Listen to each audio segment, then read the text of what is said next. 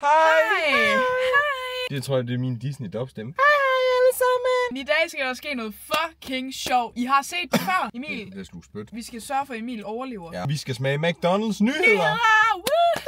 Der er kommet nye nyheder igen. Nyheder. Nyheder er tit nye, så det er også, det giver sådan på den måde giver det sig selv. Og vi får en special guest med. Vi skal ned og hente hende nu. Vi siger ikke, hvem det er. Ned, op, hen. Jeg ved ikke, hvor vi skal. Men vi skal hente hende nu. Vi skal hente hende nu. Det bliver fedt. Så kører vi på McDonald's. Får testet alle nyheder. Jeg glæder mig. Fordi sidste gang var I vilde med den video. Ja. Og det er også griner. Og jeg er også vild med at lave dem, når der er noget McDonald's-mad, man kan få. Ja, alle videoer, hvor McDonald's indgår, det er sgu dejligt. Jamen det bliver da jo lækkert, ikke? Men der er jo kommet nogle fede ting. Ja, det er meget med tasty. Ja, og det er fedt. Jeg elsker tasty. De har fået en Big Tasty sovs, ligesom altså de næsten lige har haft en Big Mac sovs. Så vi bliver nødt til at få pomfritter også. Ærgerligt.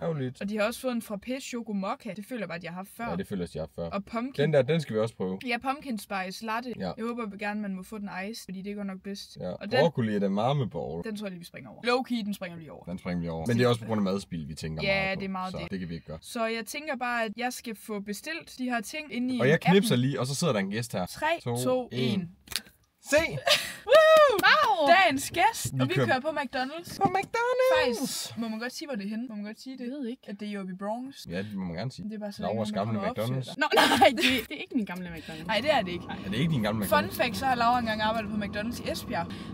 Det er rigtigt. Jo, hun er barista. Bare lige så I ved det. Ja, uddannet. Ja, nu kører vi på Mac'en og smager alle nyheder, vi har. Ses dernede. Altså det der er med det er, at vi bare bestiller på en mobilbestilling. Fordi så får man sin point. Nå, det er noget med... Nå, det er derfor, du gerne vil bestille. Ja, så får man sin point. Det er Men fedt. det er mig, der har pengene.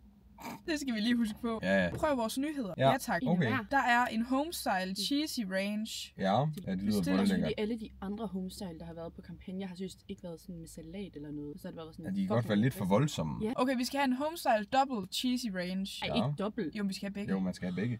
Men man er nødt til at sige, hvad der er bedst. Okay. Ja. Læg i posen. Så skal vi have en homestyle cheesy range. Og så skal vi have en chicken big tasty bacon. Ja. Fuck, det lyder godt. Ej, det lyder fucking godt. Ja, Det lyder fucking godt. Altså, jeg elsker tasty sauce. Og så skal vi have en... Er de der McCrispy også nye? Nej. Man spørger, for tilføjer du alt igen? Du Nå, har 13. den har stadig gemt. Bro. Hvad er det, du laver? Nå, men så er der jo ingen god på isen, vel? En tasty cheese chicken. En McWrap tasty chicken. En McFlurry hækshyld. Men den er altså på deres nyheder. Selvom den ikke er ny, så kan vi godt lide den, så vi bestiller den. Den er fucking god. Ja. En deluxe shake brownie. Ja, den er ny. Den er ny, ja. Så skal vi have en mellem pumpkin spice flavored latte. Tasty dip, tror jeg lige, vi skal have en hver. Ja, en hver. Ej, ikke en hver. Jo, bro. Tasty dip, den er sådan her. Jo. Så en mellem pomfrit. Ja, Er det det vi er kører kanon, med? ja. Vel afhentningssted. C-plads. Så skal vi lige køre det over. Ja, vi kører lige over. Vi har aldrig prøvet det her før. Jo. Du er den eneste, der kan prøve det. Mig meget godt Jeg har heller ikke prøvet Nej, det er synd, du glemmer Laura. Ja. Må hun lige være? Undskyld, jeg altid bare glemmer jer. Vi skriver af, så kommer de ud med det her til os lige om lidt. Din mad er klar om 1-5 minutter. Det er fandme hurtigt. Tror du ikke på det? Skal vi prøve at tage tid? Ja, vi tager tid. Den siger 1-5 minutter. Vi bestiller. Okay, så tid. Den burde altså. Så snart den går igennem, så trykker vi. Ja. Der. Godt. Så er den nok tændt. Vi kommer ud med din mad til din p-plads, når den er klar. Okay. Altså, jeg er her jo også her på McDonald's. Hvad? I en måned. Nå, I fandt sgu da hinanden på McDonald's, gjorde I ikke? Nej! Nå, ej. Det var på gym. Emil har aldrig ikke arbejdet sammen. Nej. Nej, jo, men det er efter, vi er blevet Altså- ja, jeg tror, du blander os sammen med nogle andre. Ja, det tror jeg også, du gør. Ja, men det er fint nok. Anders Mattesen, han kommer ind til sådan, hvad er det, du drikker, siger han så. Nå, men det er bare faktisk Kondi, siger han så. Det er jeg vild med. Ej, Tusind tak.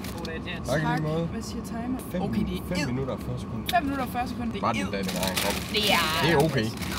Er det for dårligt? Så kører vi lige over på vores gamle spot, som I nok kender, hvis I har set den sidste video. Så er der taste til. Det er by the way den rundkørsel, hvor Emil han var ved at køre spejlvendt. Den er sygt lang. Spejlvind. Ej, Ikke spejlvendt. mod kørselsretning. Nå. Det er fordi, jeg kører nogle gange spejlvendt. Den er fucking stor og fucking random, den rundkørsel. Ja, men den er gigantisk stor. Og det er så Jeg var i random. chok. Altså, den er så lang på Der er vejen én rundt. afkørsel. Skriv det ned i kommentaren, hvis I også prøver at køre en rundkørsel. Der er stor. Ej, hvor random. Jeg skriver for Jeg har fået en fucking stor bule her, fordi min bruse faldt af. Det var jo også mærkeligt. Hvor skal I købe en ny bruse? Det er Har I Nyborg. jeg skal med. Okay. Jeg skal have fiskesnor. Hvorfor? Ja. Fordi at er jeg skal begyndt at hente fiske. noget julepynt op. Nå! Hvad skal vi starte med? Jeg føler, I skal bestemme. Skal vi ikke bare hive noget op af mystery Jeg starter. box? Er I klar? Okay. Okay. Den her Big Tasty Chicken. Ej, det er lækkert. Men der er 100% løg i. Og så er det godt med mig. Stor løg. Den ser sgu da god ud. Ej, og bacon. Ej, ost. Skal jeg starte? Det bliver jo lidt sådan, at vi skal spise det Ja, samme. Laura er ikke sart. Laura er den mindst sarte person, jeg kender. Ej, du får slet ikke tomaten. Ej, den er lige spist med den her. Hvordan fanden er du sidder med ben? Så det kan man ikke se. Ej, det kan man godt. Ej, den er god. Ej, du fik tasty sauce på tommelfingeren. Vi stiller det lige heroppe. Den er eddermame god. Det er den godt nok. Vi skal rate den fra 1 til 10. Jamen, den er skide god. Jeg giver den 8 ud af 10. Jeg giver den også 9 ud af 10. Okay. Den er god. Ja, den er virkelig god. Voldgod. Virkelig god. Det er Lauras tur. Nå ja. Nå ja. Er det den her boks? Ja. Det er den næste Så boks. trækker du noget. Har du pomfritter i din? Ja. Okay. Altså ikke for noget.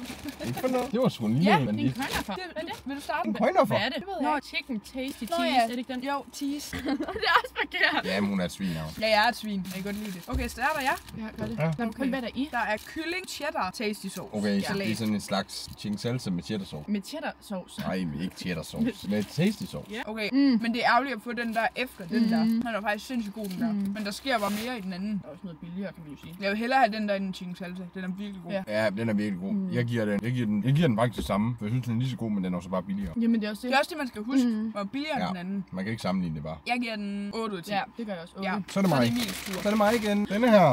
McWrap. Nej, med Med tasty. tasty. Altså, det er jo tasty release, Ja, det her. det er jo fedt. crazy. Men hvis man ikke kan lide tasty, så er det nederen. Ja, det er rigtigt. Så er der ikke så meget fedt. Okay, så tager vi lige hatten af her. Ej, det ser lækkert ud. Nu har jeg det er jo kun set på. Fucking Ja. tortilla wrap. Okay, den ser lidt sjov ud nede i. Der sker ikke så meget. Hvad Nå. er der tomat i? Det kan jeg ikke sige. Det kan godt være, du Okay. skal tage en meget stor bid, så Ja. vi er kommet ned til noget af. Og det tog han fucking seriøst. Hold da kæft. Når der er tomat i, Laura. Nå, det er da lækkert nok. Vi kan lide alt i den her. Ja. Det var... Jeg føler, at vi to vi ikke desværre imponeret. Jeg føler, det er lækkert. Jeg føler, det er den bedste af de wraps, de har haft.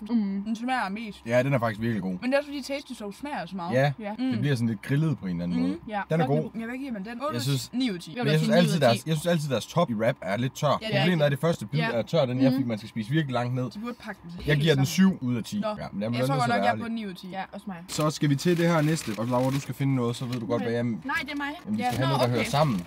Laura har det ene, jeg har det andet. Wow.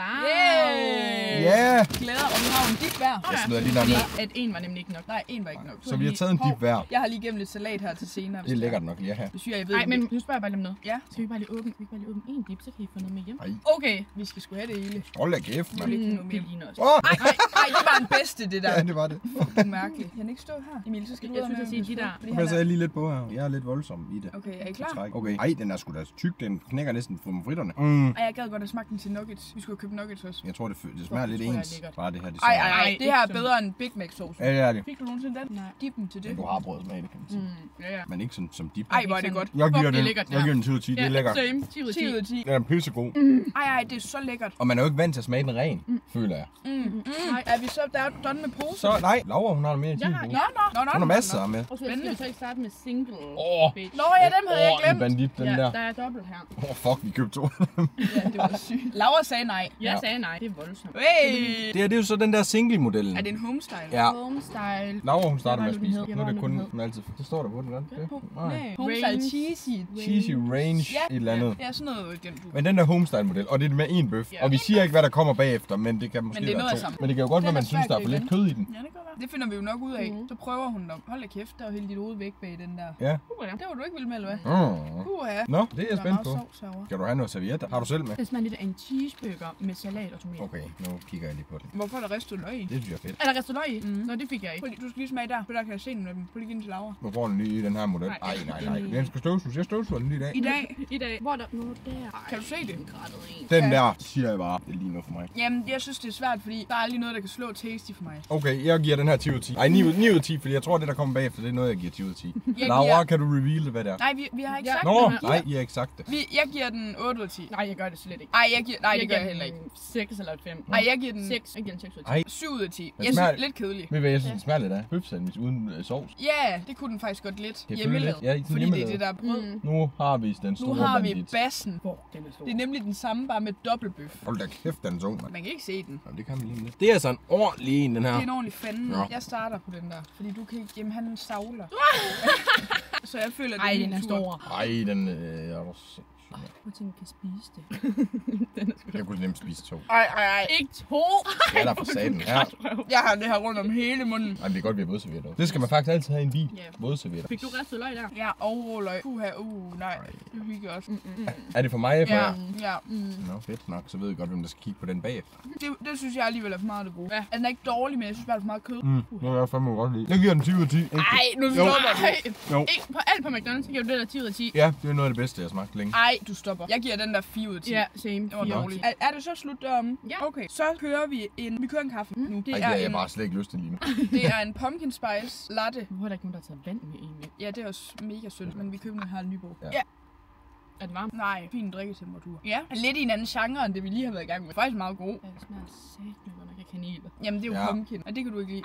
Det er jo kanel. Nej, du har det helt oppe i næsen. Pumpkin spice, det smager jo sådan Ja, kanel. kanelagtigt. Jeg synes ikke, det smager meget af kanel. Altså, jeg synes, den var... Jo, men jeg synes, den var god nok. Altså, men det er sådan meget dessertet. Jeg synes, det er meget lækker. Jeg giver den 7 ud af 10. Jeg giver den 5 ud Ja, af 10. 5 ud af 10. Nå, I er lidt sure. Nej, men jeg synes bare... Så Men tager den vi der- bassen her. Ej, den er helt ny, den der, vi ikke har smagt før. Men den var altså på Den deres... er god. Den var altså på deres nyheder, vil jeg bare lige sige. Det kommer der, hvor langt man Den er godt nok smeltet lidt nu. Jeg har salat ud over det hele. Men det er simpelthen deres heksehyl-is. Ja. Yndlingsis. Tror du? Nej, jeg tror... Okay. Hun har jo aldrig smagt den. Har du rødt i bund? Den er kold. Savner I også dengang, det tror jeg også, vi snakkede om sidste gang, at den gamle ske, kan du huske den, med op, man kunne sætte i maskinen, Ja. fucking god. Ej. Det er koldt, Men- når man lige har drukket varm kaffe.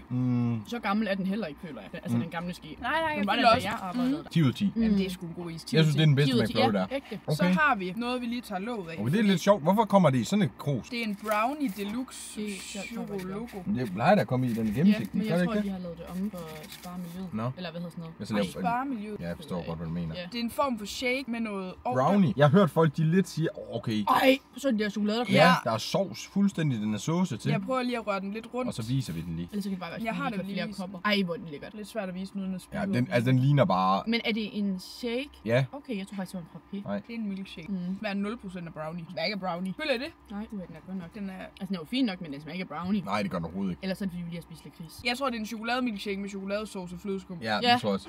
Det tror jeg også. Altså for helt ærligt også, den smager ikke ret meget. Nej, jo, det var det samme, jeg tænkte. Men jeg føler også nogle gange, når de putter flødeskum i, jeg vælger faktisk, hvis det er uden flødeskum, fordi jeg synes nogle gange, det tager smagen af det, man har nedenunder. Fordi det er bare... Ja. Det er måske meget rigtigt. Den giver jeg vitterligt 2. Altså sådan 2. Jeg vil hellere have en normal milkshake. Ja, enig. Altså chokolademilkshake.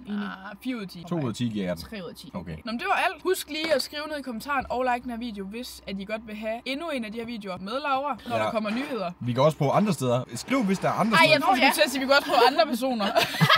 Ja, vi kan også prøve andre personer, hvis I ikke kan lide Laura. Hvis I ikke bryder jer om Hvis Laura, I synes, så skriv ny Ja. person. Ja. Nej, men Nej. skriv, hvis det er, I har set for eksempel Burger King eller sådan noget, så prøver vi at smage Ja, det. eller et andet sted også, som jeg ikke lige kom på. Sunset. Carl's Junior. Sunset. Carl's Junior. Hvis der er nyheder, husk lige at skrive Det lokale til os. pizzeria. Vi henter Laura. Det kan eventuelt være, at vi filmer en Lauras bil næste gang. Ja, vi kan prøve at Hun se. har nemlig en lidt federe øse end os.